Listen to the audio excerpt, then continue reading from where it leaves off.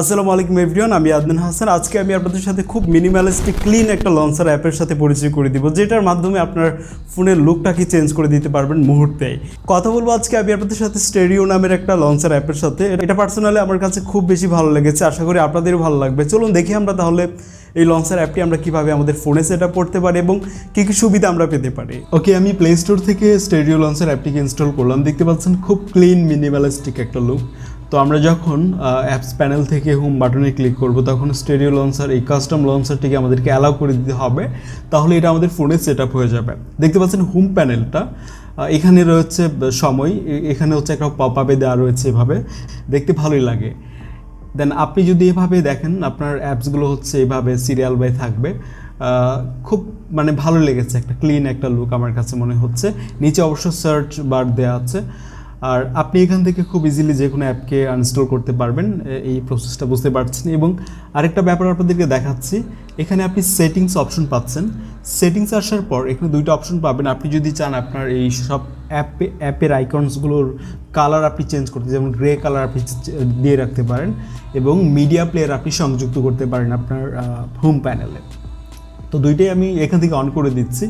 দেন আমি আপনাদেরকে দেখাচ্ছি যে আমাদের যে সমস্ত অ্যাপসগুলো ছিল সবগুলো কিন্তু ব্ল্যাক অ্যান্ড হোয়াইট হয়ে গেছে। পুরো একটা লুক যেটা হচ্ছে আমার ওভারঅল, এটা কিন্তু একটা ক্লিন একটা লুক হয়ে গেছে। সো আপনি এই গ্রে কালারটা চাইলে অ্যাপ্লাই করতে পারেন, এবং যে অ্যাপগুলোকে ব্যবহার করবেন সেগুলো এখানে চলে আসবে।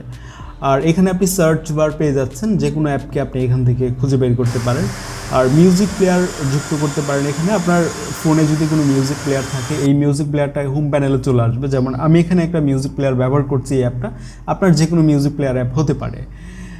এভাবে এদিকে আসলে কিন্তু আমরা আবার নোটস অপশন পাচ্ছি। এখানে আপনি চাইলে প্রতিদিন যে কোনো কিছু আমরা যেগুলো নোট করে রাখি, এটা আমরা এই লঞ্চারে কিন্তু নোট করে রাখতে পারছি খুব ইজিলি। আর আমি এখানে যে ওয়ালপেপারটা ব্যবহার করেছি, এই ওয়ালপেপারটা অবশ্য এই লঞ্চার অ্যাপের সাথে কিন্তু দেখতে ভালো লাগছে। আপনি চাইলে ব্ল্যাক অ্যান্ড হোয়াইট ডার্ক টাইপের কিছু ওয়ালপেপার ব্যবহার করতে পারেন। আমি এই ওয়ালপেপার যেটা ব্যবহার করেছি, এই সমস্ত কিছু ওয়ালপেপারের লিঙ্ক আমি ডেসক্রিপশন বক্সে দিয়ে দিব।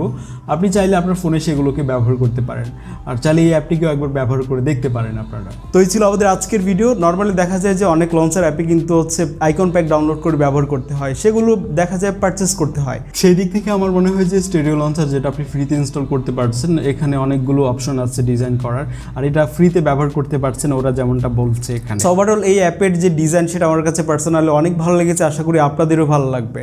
আর এই অ্যাপটির লিঙ্ক ভিডিও ডেসক্রিপশন বক্সে দেওয়া আছে, আপনারা চাইলে ওইখান থেকে ডাউনলোড করে অ্যাপটিকে ব্যবহার করতে পারেন। তাহলে দেখা হবে খুব শীঘ্রই পরবর্তী ভিডিওতে আপনাদের সাথে। আমি আদনান হাসান টেকবঙ্গ থেকে আজকে এখানেই যাচ্ছি। আসসালামু আলাইকুম।